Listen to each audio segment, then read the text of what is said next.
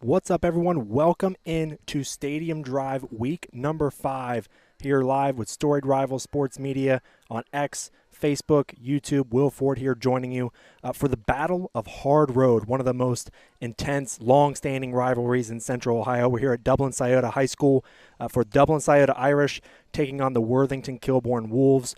And like I said, one of the long-standing rivalries here in Central Ohio, the Battle of Hard Road.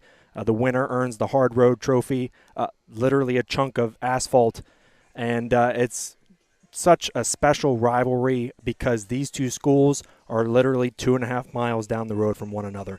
So it's super unique because a lot of these kids, like similar to the Olentangy School District, all of these kids know each other. They grew up together, played sports together. They know each other really well. And so it's like Steve Norman from Meadowbrook says, it's one of those Walmart games where you really truly hold bragging rights over the other for a year, and you have to exchange that Hard Road Trophy. We will dive more into this game here in a few minutes, but I want to start with another game in Southeast Ohio. The Tri-Valley Scotties 3-1 taking on the New Lex Panthers, who are 4-0. So a crossover in the MVL, big school and small school divisions, and got a chance to sit down with head coach Cam West as well as Kevin Board to talk about this matchup. These two teams are the cream of the crop when it comes to the MVL. They have been for the last couple of years, winning their respective divisions in the MVL. And we'll start with a clip from an interview with Cam West. Again, the whole interview you can watch on Facebook and on YouTube, posted yesterday. But it's just a clip of this interview tonight because, again, the main focus is the Battle of Hard Road between the Irish and the Wolves. But Coach West, we talk about, in the full interview, the adversity that the Scotties have faced this year. It's been like no other team that I've ever really seen, losing your head coach at the start of the summer, and then, one of their players a couple weeks ago gets in a car accident, and it's one of those things where how does a team that's dealt with so much, how do they continue on, keep playing good football, win football games? They shut out Clinton Massey after that accident. And it's just unreal what they've been doing. But Cam West talks about this matchup with the New Lex Panthers, who have been humming on all sides of the ball. And here is Coach West live here on Stadium Drive, week number 5. Thanks for joining us here, Facebook, X, and YouTube. And here is Coach West. Your rushing game is one of the best in the league, and you're taking on New Lex, who has one of the other best rushing attacks in the league, maybe the best 1-2 punch in terms of Paul Stenson and Colton Matthias. And their rushing game is really good. Their offensive line, defensive line, it's solid. They've got great receivers. Their defense flies around. Harrison Ratliff flies all over the field defensively. When you look at the film of them, and I know you were their only loss last year, but obviously both teams are very, very different in terms of graduating tons of talent. But are there any weaknesses with this New Lex team? Because they're just humming everywhere. Yeah, I mean, when I watch them, I don't see a glaring weakness for sure. They have really good players on both sides of the ball. But the one thing that sticks out to me is, man, how athletic they are at every position. They got guys that fly around and can really run, which in terms of what they do offensively, it's dangerous because they really spread you out. They want to make you defend the entire field. When you compare that with having really good athletes, and one of their best athletes is their quarterback. Yeah. Which is scary.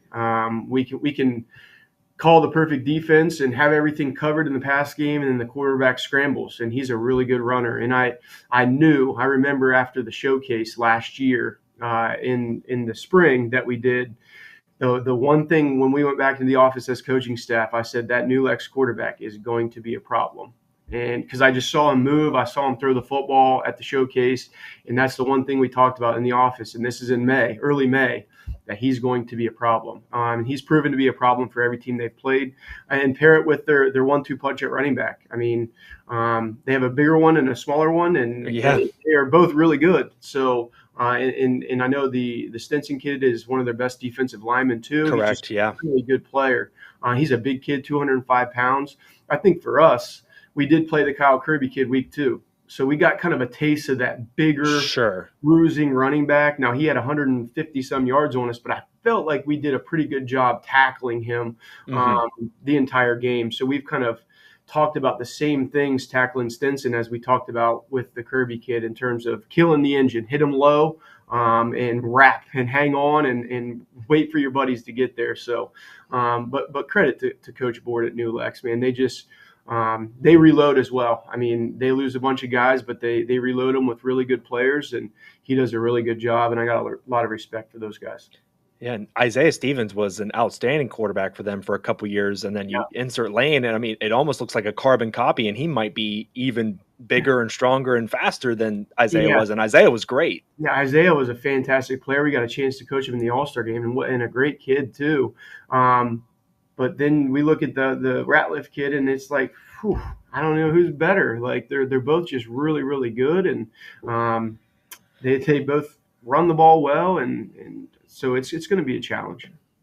And I know you've been more run-centric this year. Levi's been awesome, as we talked about. But with Stone's development and stuff, and obviously you're a quarterback yourself, so I know there's part of you all the time. Like if you're getting 15-yard chunk plays, it's hard to like stray away from that in the run game and throw the ball. But I know the quarterback in you wants to a lot. But what's Stone's development looking like? I mean, he's been playing pretty well, and obviously hasn't been asked to do too much because the running game has been really good. But as you get later into the season, and you may need him to do more, what does he look like to you? Yeah, I mean, Stone is getting better and better each week. Obviously, when you can run the ball with success, it makes play calling easy. You get in third and manageable situations where it's either run or pass, and we've been able to get him some guys pretty open just schematically. And so I think just being smart from a play calling standpoint. And I've told Stone, like, I'm hard on our quarterbacks. It's a position that I hold dear to my heart, and I'm hard on those guys. And Stone, he gets cut no slack. He knows that too. So, and I think that's going to help him in the future. He's going to be really, really good. But he can make any throw that you need him to. He's got a really strong arm. For a sophomore, in terms of pure throwing the football, he's far ahead of where Max was at this point in terms of just ball coming out of his hand. Now, I think Stone would agree that he has to understand football a little bit better in terms of decision making and things, but he's done a really good job. And like I said, he's going to be a good player. Well, he's learning from the GOAT. You know, you were the OG back in the day, so you know. I don't know. Coach Buttermore's the GOAT. I'm just going to put there we go. That's fair. I think a lot of people would agree with that, but you're one of the GOATs for sure. But I appreciate that. And again, that full interview with Coach Cam West is on YouTube and Facebook. But these Scotties have battled so much this year, like I mentioned at the top, with the loss of Josh Wright at the beginning of the summer, and then Kurt Ross, a senior defensive lineman, gets into a car accident on his way to practice and thankfully doing well. But to battle adversity, and then, of course, the story on the football field is the development of Stone Spiker, but then their running back, Levi Wade, has been a monster as a sophomore, just 15 years old, can't even drive yet, and he's got 3 100-plus yard rushing games to his name. And against Clinton Massey, he had 268 yards on the ground, as well as 4 touchdowns in a shutout win over a powerhouse in the state of Ohio. And I'm not sure a whole lot of people expected that. I expected Tri-Valley to, compete and maybe win that game, but a shutout, I'm not sure if anybody had that on their bingo card. They're playing great football, and they're taking on a New Lex football team that might have the best 1-2 punch rushing attack in the MVL, with Colton Mathias, who backs up Paul Stenson. 2 different styles of runners, but they're remarkably effective. And the defense for New Lex, I don't think gets talked about enough. We talk about the offense 2 weeks in a row, 33 unanswered points. The defense, though, against West Muskingum only had 30 yards of total offense in the first half and did not have a single drive reach the red zone. They scored with under a minute left in the game on a pick six with backups in the game. So really, New Lex had dominated from opening kickoff until the very end. And their defense, I think, has really been the story. And now they've got a matchup against this Levi Wade rushing attack, which I do think New Lex's defense is built to do so because they've just got so much experience, especially in that front seven. And, of course, we've talked about the dominance of their offensive line as well, but a lot of those guys play both sides of the ball. Paul Stenson, as a running back and a defensive end, has been remarkable, one of the best players in the league this season. And let's talk to head coach Kevin Board about matching up with these Scotties as we move into Week 5, crossover in the MVL, and these are the two best teams in the league. So here is head coach Kevin Board, New Lex Panthers. Tanner Toth, who I think quietly he's been one of your leading receivers on the offensive side. You mentioned him on the defensive side as well. What do you make of his contributions on both sides of the ball? He's tremendous. I don't know that I've ever had a better football player, just totally. I'm talking like what they're able to do on the field as well as what they do up top. And he's as sharp as they come. He's probably my highest football IQ guy I've ever had. There's times on the field where I can see him doing a hand signal to me at receiver, because when we do our check with me stuff, he's telling me the play that he believes is there. Last week it was funny at halftime. He was telling Lane, hey, when we go this set, this is what they're doing. This is what I think we need to go to. And it's like usually your quarterback's the one dictating that. He's sure. super high IQ, but very physical, very aggressive. He was a guy that we knew was one of our best receivers coming back. Didn't play offense last year, just because we were able to play him solely on defense. But now he's one of our best 11 and a guy that we've got to have on the field at all times. So he's done a great job fitting in and kind of filling Talon's role from a year ago, who was a big-time guy for us. And has done it, like you said, has done it quietly. Like he's not usually the guy that gets much of the headlines. He's a year behind Harrison. Harrison's a 4-year starter for us. Tanner's a year younger. He's the same grade as Tyson, but Tyson kind of gets the show, or it's the running game. So he's a guy that it doesn't care. He's a selfless guy that just cares about the team's success. He's all into the team. He was a guy. This is the first year we did it. We had to order extra jerseys because our numbers went up, and it's always a hot commodity of, number one has got to be your best player. Right. So we had kind of talked about, and the vision I had for it was, let's give this to our best person, our best leader.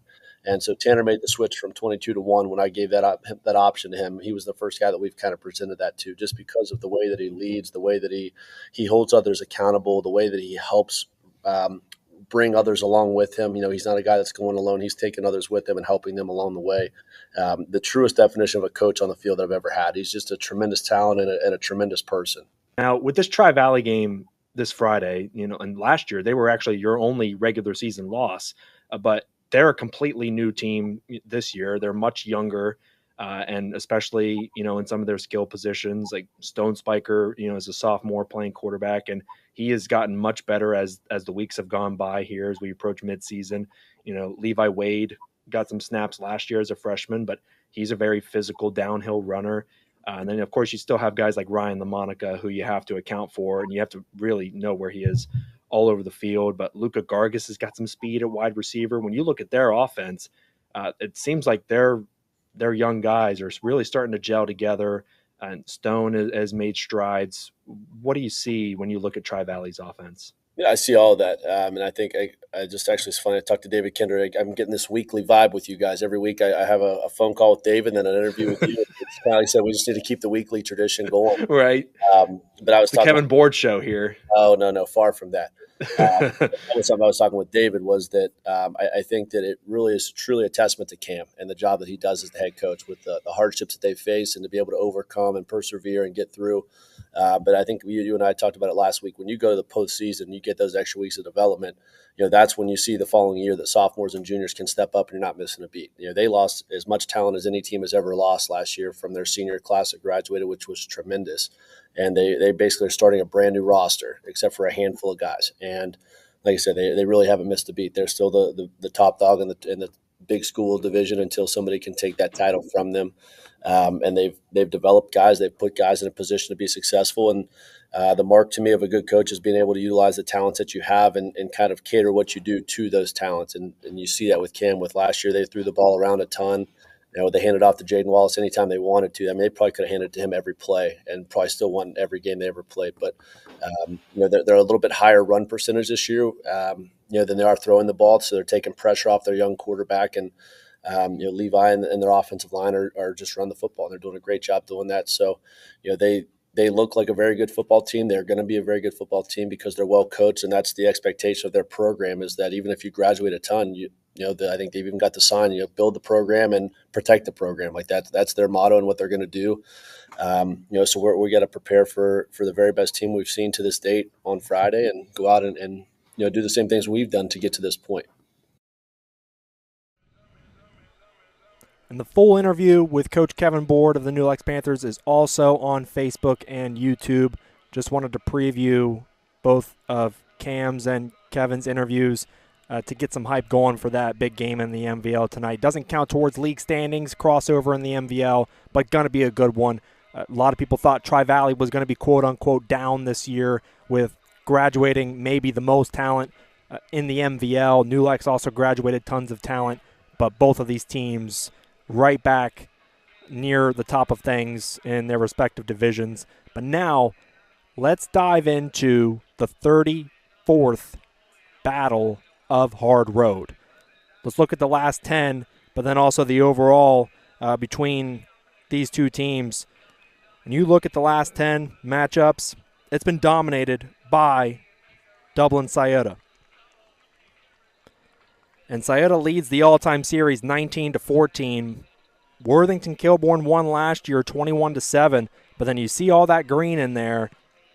From 2016 to 2023, Scioto has dominated this rivalry. 8 of the last 10 wins go to Scioto.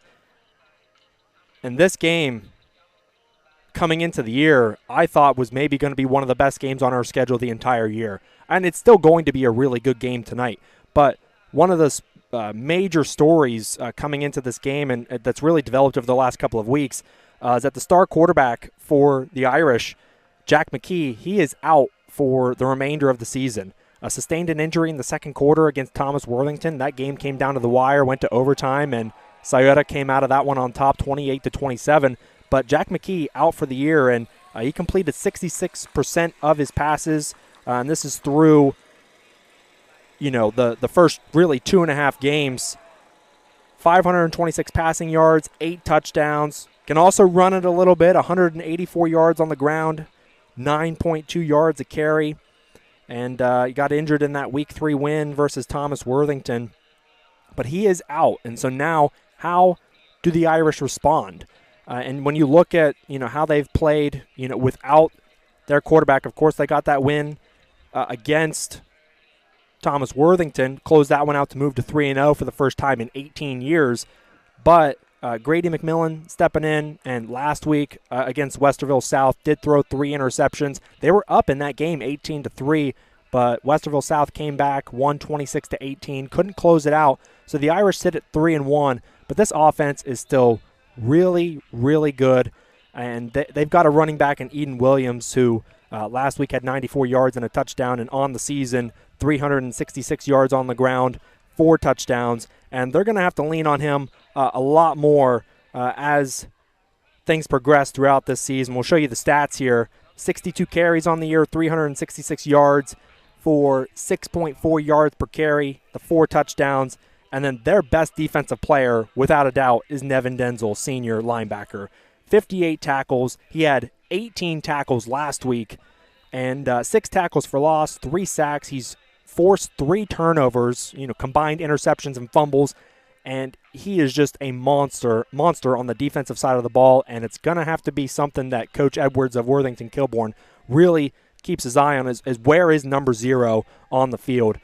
These 2 players going to have to step up big the rest of the way for the Irish if they're going to be successful and continue to have a great season. And like I said, they started 3-0 for the first time in 18 years. And now they're 3-1 and a chance to get back to their winning ways here in this hard road rivalry. Let's talk to head coach Alex Place of the Irish because we want an update kind of on this developing situation of playing their backup quarterback, how much they're going to lean on Eden Williams, their running back, and really what this rivalry means to their program, Kilbourne's program, this community. Again, these schools are just 2.5 miles apart from each other. It's pretty rare. Pretty exciting, pretty cool. So let's hear from head coach Alex Place of the Dublin Scioto Irish here on Stadium Drive, week number 5, live here on Facebook X, and YouTube. Thanks so much for joining us for football on your Friday night. And here is Coach Place of the Irish. Alex Place, Dublin Scioto football here in Week 5, taking on Worthington Kilbourne in the Battle of Hard Road. Both teams 3-1 on the season. And Coach, appreciate your time, man. It's been a while since we got to sit down and talk. And you've had a great season so far to this point. And you take on Worthington Kilbourne, also 3-1, like I mentioned. Describe this rivalry, not only to me, but just to fans watching Storied Rivals who maybe don't understand the rivalry between you two and aren't connected to this rivalry, the Battle of Hard Road. What does it mean to you and your program, this game every year? I know that last year Worthington Kilbourne won this game 21-7, but you guys had won the 8 previous matchups before then. So you've kind of dominated the rivalry over the last 10 years, but this is one of the premier rivalries in the state of Ohio. Yeah, for sure. People always think like rivalry with other Dublin schools, but you look at Scioto and Kilbourne, we're 2 miles down the road. So right. The schools are so close together. The kids grow up around each other. The kids know each other. And we get the Hard Road Trophy at the end that we have to stand at the 50-yard line. One team has to pass the Hard Road Trophy to the other team at the end of the game. So you always want to be on the victorious side of that. And like you said, the previous years before we had gotten that done and we got to feel what it's like to win it. And last year we kind of have that bad taste in our mouth right now of losing that for the first time in a while. So for us, it's all about, we have the countdown clock in our weight room. So we have it for heading into the regular season, but we always have that countdown clock going for Kilbourne. So this is like, our guys know it, our guys get ready for it. And it's all about putting your year on the rock. So making sure that stays forever. So when your senior year, when you have your number on the rock of the 25 season on there with that score, it's really important to you. So part of where Storied Rivals is based is in the Zanesville area, so like Southeast Ohio. And there's one coach that I've talked to, it's actually my home school. He says that there are some games on your schedule that are like Walmart games because you're just going to see these people in Walmart afterwards and you want those bragging rights. Maybe it's not Walmart for you guys in Dublin, but does it kind of feel that same way? Oh yeah, for sure. I mean, there's a Walmart right down the road too, so it can be a Walmart game for us. There you go. But yeah, we have our middle school that feeds in is Davis Middle School, and literally across the street from Davis, the houses that are right there go to Kilbourne. So that's how close that everything is. So like our guys, I mean, you're in the same neighborhood as some of these kids that are going to Kilbourne, so you see each other all the time. Mm-hmm. And so it's definitely one of those that you're ready for this game. Make sure you're playing them in middle school, you're playing them through freshman, JV football, and now you get to do it at the varsity level. Yeah. So one of the big stories with your season in particular, you had the 3-0 start, and then you do lose your quarterback, Jack McKee, for the remainder of the season, which is really unfortunate for any football team, especially a team as good as you guys have been, through the first 4 weeks of the season. Describe that loss, I guess, to me a little bit and how that's kind of impacted your team. And you guys were up last week against Westerville South, did lose that one 26-18. They completed a comeback, but Grady McMillan stepped in. I think he threw a couple of interceptions, but you guys were in that game, had a chance to be 4-0, but just describe, I guess, that whole situation as your season, as we kind of reach the middle portion of this season. Yeah. I mean, Jack's a big time leader for our program. And one of the things since going down, he still is that leader for us. He's going around on his scooter right now. He's still being a vocal leader for us. But it changes some of the things that we do. He's, one of the top quarterbacks in Central Ohio. So it definitely does affect what you do. But in the same sense, he went down in the second quarter of Thomas Worthington. Right. So we went and won a Thomas Worthington game, which they came out and put it to Grove City last week. And so I don't think that many people thought that was happening, but you could kind of see the tides turning for them a little bit as well when they played us in the second half there. So for us, it was Grady stepping in. He stepped in the second quarter in that Thomas Worthington game, led us to a victory there. And then we, as a team, played a really good half of football against South. We were up 18-3 at half, playing good football offensively and defensively. And then we came out in the second half and we did the exact opposite. We didn't play good football on either side of the ball. We turned the ball over. We fumbled the ball on special teams. Like, some of the things that had been making us win football games didn't go our way in that game. So it's about us refocusing, and there's no better time to refocus than for the Kilbourne game. Absolutely. And one guy who's been playing well all season, it seems like he's been focused throughout the entirety of the year to this point, Eden Williams, 366 yards on the ground, 4 touchdowns. He has been a consistent force for you guys offensively. Do you lean on him more, especially in this Kilbourne game, but also the rest of the way? Yeah, he's kind of been our go-to guy. We have a combination of him and Dom Clardy, that he's a sophomore, that they've been leading the way for us in the rush game. Definitely leaning on those guys, definitely leaning on our big guys up front. So our O-line needs to step up and make sure that we can move the football on the ground, and then that kind of eases some things up for Grady to make those plays through the air then for us as well. Eden's been doing it on special teams too. So against Lancaster, he had big 75-yard kickoff return for a touchdown too. So he's been stepping up this year, and he's been having a great year so far, and need to keep it going. Now, how do you defend this Worthington Kilbourne offense? They've been putting up, I think 37.5 points per game. The offense is humming. Jackson Szabo, sophomore quarterback, maybe took some lumps his freshman year, but just as a sophomore, he just seems like a much improved, exponentially better quarterback, and also kind of one of the best, especially young quarterbacks in Central Ohio. And Shion Jamshidi had nearly 200 yards receiving last week and a touchdown. They have a running back in Luke Page that gets a ton of carries. They're really balanced, young players, experienced players. This offense is really good. How do you match up to take certain things away to make things more advantageous for your defense? Yeah. I think the big thing for us, we say it every week, is we got to stop the run. We got to know what they're trying to go for. And kind of looking at what they want to do. They want to run the ball early and then pass the ball when they get into those third and longer situations. So it kind of allows us to be able to prepare a little better defensively if we're putting them into those situations more often.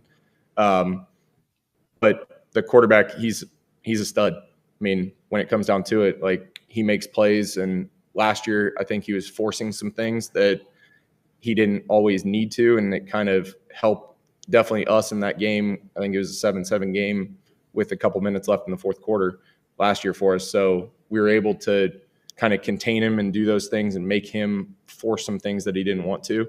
So I think doing that again is something that we have to do. So keeping him in the pocket, not letting him scramble, not letting him make those big plays that he has over these last several weeks is going to be crucial for us. And then our secondary can't give up those big plays through the air. So that's our main focus.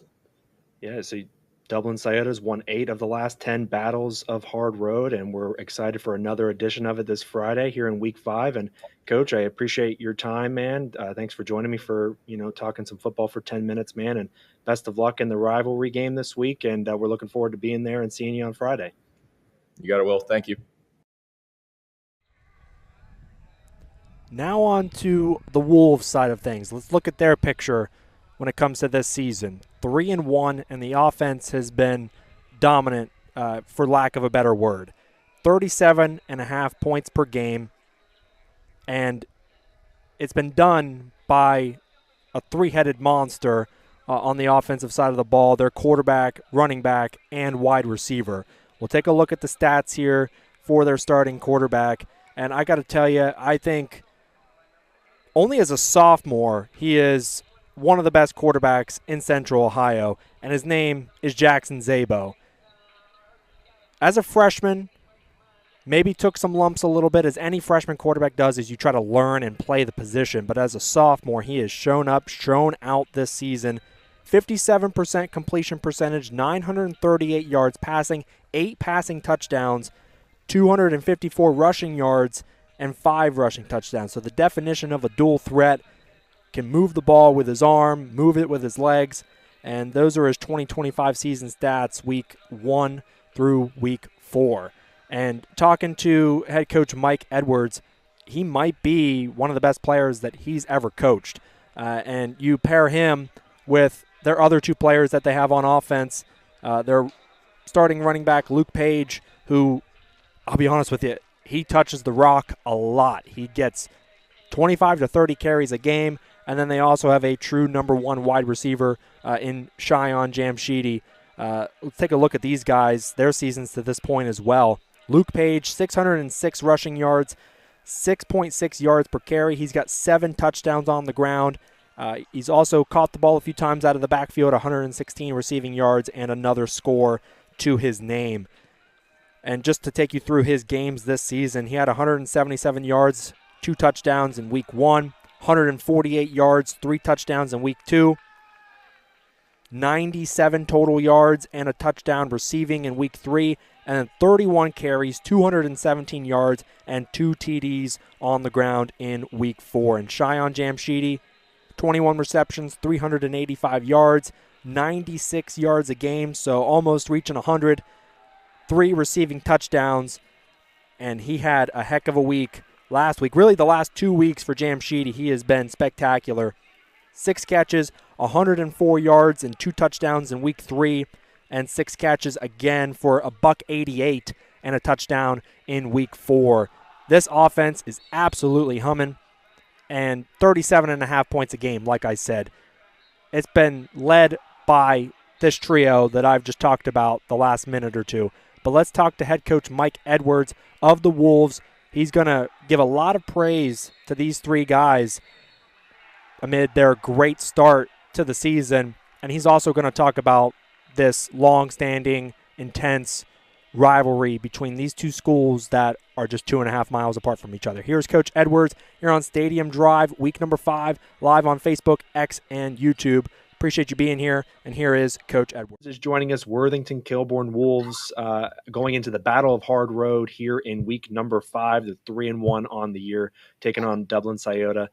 Coach, I appreciate you taking time out of your day, man, to join us here with Storied Rivals. And talk to me about give me a taste of the Battle of Hard Road, because I have yet to experience it on a Friday night, being at a game and watching these 2 teams do battle. And I know that before last year, you guys won last year's matchup 21-7, but before that, Scioto had won 8 of these matchups in a row. But I know that this is a long-standing rivalry, one of the best ones in the state of Ohio. Just give fans a taste of people outside of Worthington, Kilbourne, and Scioto. What is this rivalry like, and what does it mean to these programs? Yeah, I mean, for us and our kids and our program, I mean, this is the one. This is one of the games that go on our stat board out next to the concession stand. This is one of the games where, when the kids are older one day, people don't necessarily care about who you win against, other than games like the Battle of Hard Road, right? That's the one they want to know. So these kids play this game obviously for their current team and teammates, but for the alumni, for the Worthington Kilbourne football community, and Hard Road. I mean, we're one of 2 football teams that reside on Hard Road, and for us to kind of own that road for a year is very important.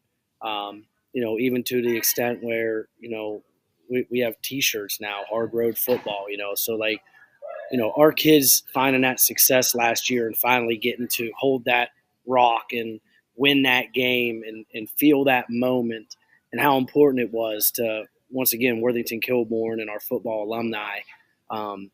Now they get it more than they ever have since I've been here. Yeah. Now your offense through the first 4 weeks, you've been putting up 37.5 points per game. The offense is working. You guys are 3-1. What has gone into the offensive success that you've experienced so far through 4 weeks? Our offensive coordinator's doing a really good job of understanding who our playmakers are and getting the ball in their hands as much as possible. And in all reality, this is a talent-driven business, and we are extremely thankful to have some talent on that offensive side. First off, I want to start with our offensive line, right? Because none of that's possible without them holding their own front. So our offensive line, led by a couple seniors, Hunter Funk, Colin Gorbett, and Ben Wasowski. I mean, those guys are playing at a high level right now. But that whole offense is revolved around our sophomore quarterback, Jackson Szabo. This kid's a special player. He was a starter as a freshman last year. I've been around for 17 years, and he's the best I've ever had. With his leadership qualities, his arm strength, his running ability, his pocket presence, ability to see and read defenses and understand the game. All of the above. He's an ultimate competitor, and it all starts with him. Luke Page obviously is an elite running back for us. We knew it was going to be this kind of season for him. Last year he shared some time with another good senior running back, and this year we've been telling him all off season and through the summer, hey, you got to be a 25 to 30 carry guy a game, and we want to give you the ball that often, and obviously it's paying off, right? And then once again, just moving on with the talent, we have good wide receivers and Shion Jamshidi and Alex Meek. I mean, Shion had 188 yards receiving last week, which is pretty impressive. Yeah. We've came out of 3 games out of 4 this year with 2 or more wide receivers or tight ends having 5 or more catches in a game. So Jackson does a really good job of knowing where he wants to go with the ball. Sometimes that's a personnel decision, but most of the time that's the coverages we're seeing and what we're calling and understanding our offense. And then we have a very good tight end in Grady Warner. He's a sophomore, and he's that willing blocker, and obviously he can run out and catch balls.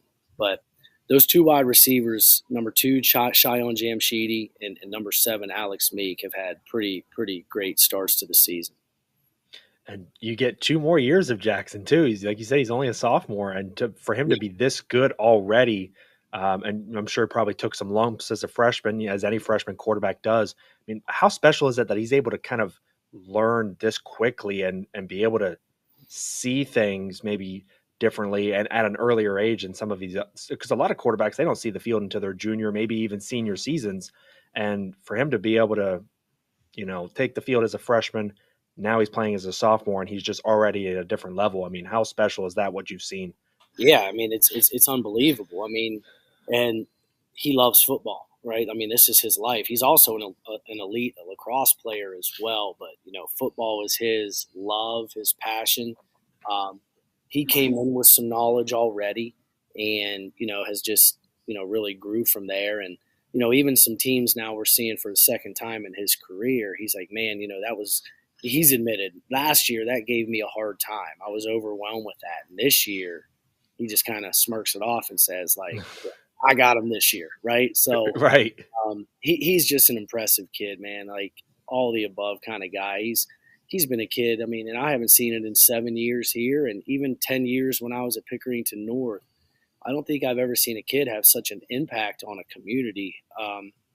With every time he walks on and off the field, the kids come running up. Hey, there's Jackson Szabo. Hey, there's Jackson Szabo. So he's special. Yeah, no doubt. Indeed, he is. Now, talk to me a little bit defensively about how you match up against Scioto, because they lost their starting quarterback, Jack McKee, for the season. So, and they started off hot 3-0. They had a lead last week against Westerville South before Westerville South was able to come back and win that game. But obviously losing Jack, that's a huge blow to that offense and the playoff aspirations of that team. But, they still played well last week, although they did lose. But when you match up against Scioto's offense now, does much change defensively with a new quarterback in there? I mean, how do you look at this matchup now as you go up against the Scioto Irish offense? Yeah, I mean, first off, it's terrible to see a young athlete get hurt like that and lose part of their season or their whole season, especially when playing at a high level. We have the same thing that happened with our star defensive end and punter, Ben Davis. He, broke his leg in the first scrimmage, and, we're hopeful we get him back later in the season, but you never know with that kind of stuff. Right. But yeah, so no, I mean, I don't think our game plan changes. These guys impress us with their ability to run the football. They have a good running back and, have won some tight, tough games, I think, up in the trenches. And then with a lot of things they do with their offense, they give you fits because no matter – I know they're on their second string quarterback, but if you can get the ball to some of their athletes in space, that poses issues for any defense, right? Mm-hmm. And, so turning some tougher throws into easier throws and letting those guys go make plays. I mean, that's a big part of the game. So, we are impressed with their run game and how they want to get that ball out in space. And they do a lot of different things with some motions and things like that, we have to be very prepared for. And with those kind of things that they do, there's a lot of complement plays that we probably haven't even saw yet that we're doing our best to prepare for. Yeah, well, we're excited to watch the Battle of Hard Road on Friday night, and I appreciate you taking time out of your busy schedule, Coach, to sit down for 10 minutes and talk some football, man, and congrats on the 3-1 start to the season, and good luck in the Battle of Hard Road against Scioto, man. All right, thank you, buddy. Thanks for having us on. Well, we're set up for a good one here. Another edition, the 34th of the Battle of Hard Road. Worthington Kilbourne Wolves at Dublin Scioto, the Irish here tonight. But before we get out of here and get ready for kickoff, let's take you through our Storied Rivals Week 5 schedule. And since we're here in Columbus, we're here in Dublin, let's start with our games in Central and Western Ohio. So let's pull up the schedule for you. So we'll start on the left side of your screen. Centerville, the Elks at Springfield. Dublin Jerome hosting Olentangy Liberty, the state champs. Of course, our game tonight, Dublin Scioto, Worthington Kilbourne, the Battle of Hard Road, the 34th game between the two. Olentangy Berlin is hosting the Olentangy Orange Pioneers. And let me tell you, the Pios going to be tough to beat this year. They have been on a roll offensively. Levi Davis, the OU commit, is just an awesome, awesome player. Grandview Heights at Chesapeake. The Granville Blue Aces hosting Utica in an LCL showdown. We'll move over to the right side of your screen. Hamilton Township at Buckeye Valley. Hilliard Davidson hosting Marysville. Jonathan Alder hosting Shawnee. New Albany is at Hilliard Bradley. Westerville Central and Olentangy will go to battle. And the Upper Arlington Golden Bears hosting Central Crossing. Now we'll move finally to our games in eastern and northeastern Ohio.